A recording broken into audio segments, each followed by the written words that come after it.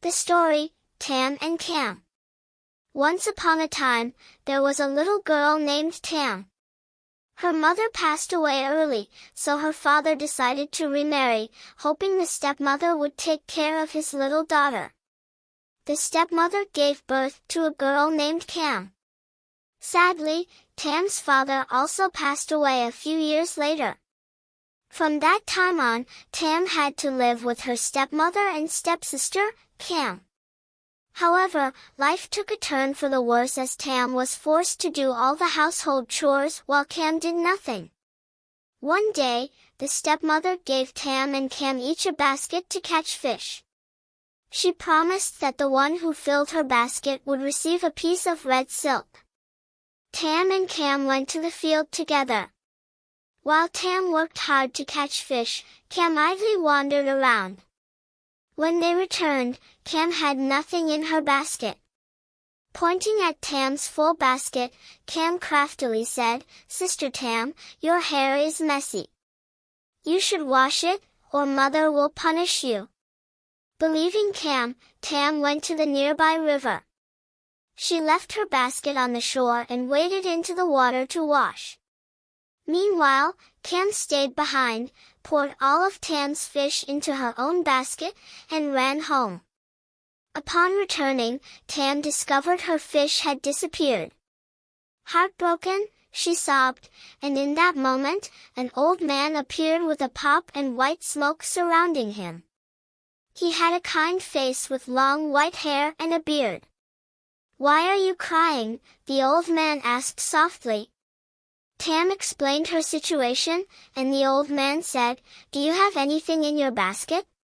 Tam looked and found a small goby fish. "I have a little goby," she said. "Take it home and put it in your well. After meals, feed it a bowl of rice, but it will only appear for you. So, you must call, 'Goby, Goby, swim up to eat my silver rice, my golden rice. Don't eat anyone else's spoiled rice, or you will die.'" The old man disappeared, leaving Tam and Cam with the goby.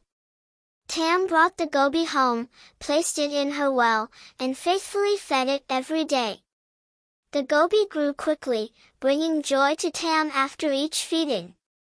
Unfortunately, Cam noticed Tam's suspicious behavior and reported it to her mother. They hatched a plan to catch and cook the poor goby. One day, the stepmother instructed Tam to take the cows far away from the village's fields to prevent them from eating rice. Tam followed the orders while her stepmother and sister stayed at home. They brought a bowl of rice to the well and called the goby, just as Tam had done. The goby appeared and was caught, killed, and turned into a meal. When Tam returned home, she found her goby missing. Devastated, she cried, and the old man appeared again. "Why are you crying?" he asked. "My fish disappeared, and I don't know what happened," Tam sobbed. "Don't cry, girl. It has been killed," the old man explained. "You must find its bones, put them in 4 glass jars, and bury them under the feet of your bed. Good things will come to you." Tam searched for the bones but couldn't find them. A rooster passing by offered to help in exchange for some rice. Tam agreed, and the rooster quickly found the bones. Tam placed them in glass jars under her bed. One day, the young king of the country hosted a party, and everyone prepared splendid clothes. Cam and her mother also went shopping, leaving Tam behind. They returned with dresses and were ready for the party. Tam also wished to go, but her stepmother and sister did not want her to experience any joy. They handed her 2 baskets, one with rice and the other with beans, and told her to sort them before joining the party. "My daughter," the stepmother sneered, "you must sort them before attending the party." Tam felt disheartened but sat down to sort the rice and beans. After an hour, she had only sorted a small portion and burst into tears. The old man appeared once again. "Why are you crying?" he asked. "My stepmother forced me to sort the rice and beans, and I can only go to the party after finishing it," Tam explained. "Don't worry. You left a basket in the yard. I will call birds to help you," the old man assured her. Tam was concerned about the birds eating her rice, but the old man provided a spell. "Birds. Birds. Sorting. Sorting. If you eat, you will be punished, punished." In no time, dozens of birds flew down and efficiently sorted the rice and beans. Tam's task was completed, but she still cried. "Why are you crying, girl?" the old man asked again. "I don't have any dress. My clothes are too old, and I feel ugly," Tam confessed. "Remember the glass jars?" the old man reminded her. "Now is the time to use them. Take them out, and you'll be surprised." Tam retrieved the glass jars, and each one contained a beautiful item. One jar had a lovely dress, another held a pair of shoes, and the third contained a horse and a fine saddle. Tam opened the jars, and as white smoke scattered, a white horse appeared before her, and the dress, shoes, and saddle lay neatly on the ground. Tam bathed, put on the beautiful dress and shoes, mounted her horse, and rode towards the party. While crossing a marsh on the way, she lost one shoe, but in her hurry, she continued without it. Later, the young king passed the marsh and noticed the lost shoe. His elephant refused to move, and he ordered his soldiers to investigate. They found Tam's shoe, and the king, captivated by its beauty, declared that whoever could wear the shoe would become his wife. Every girl at the party, including Cam, tried but failed. The shoe was too small for them. The last girl to try was remarkably beautiful, and the shoe fit perfectly, none other than Tam. The crowd erupted in cheers, except for Cam and her mother, who were not pleased with Tam's good fortune.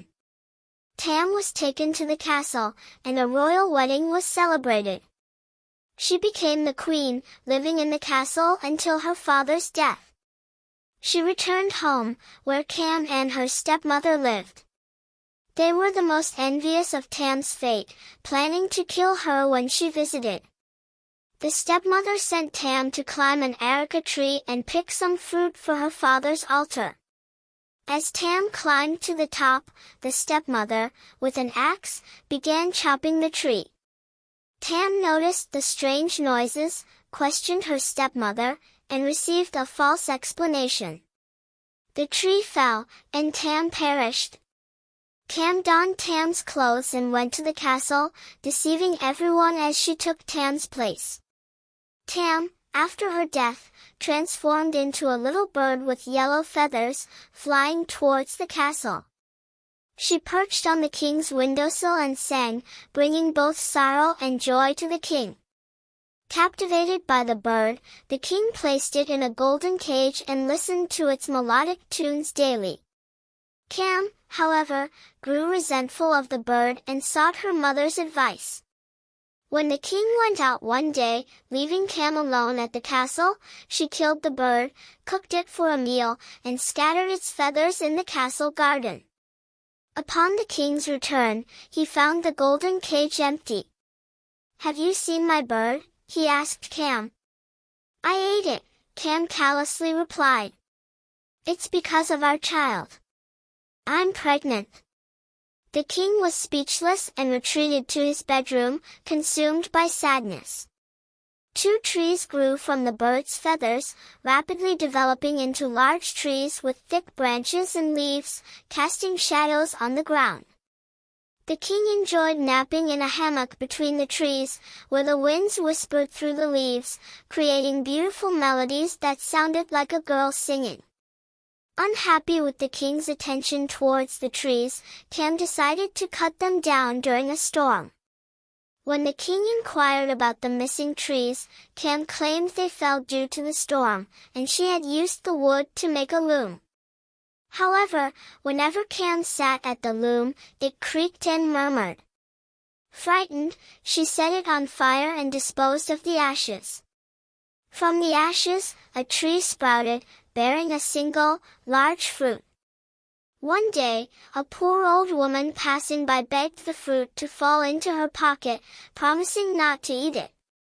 The fruit complied, falling into her pocket. When the woman returned home, she discovered that all her housework was magically done. Intrigued, she decided to investigate and found that a tiny girl emerged from the fruit, transforming into a real girl moments later. Curious about the girl's origin, the woman spied through a hole in the window one day and witnessed the magical transformation. When the girl pretended to leave, the woman returned, tore the peel into pieces, preventing Tam from turning back. Tam and the woman lived together as mother and daughter. One day, the king, lost in his travels, stopped at the hut where Tam and the woman lived. The old woman offered him betel, and upon seeing it, the king realized it was the same betel Tam had given him. He inquired about the person who prepared it, and the old woman presented Tam. When Tam appeared, they recognized each other instantly, and joyous reunions followed. Tam bid farewell to the kind woman who had treated her like a daughter, and she and the king returned to the castle together. As for Cam and her mother, they faced their deserved consequences. However, that part of the story is better left untold. Thanks for being enchanted with us. Subscribe for more magical tales. Hit the bell so you never miss the enchantment.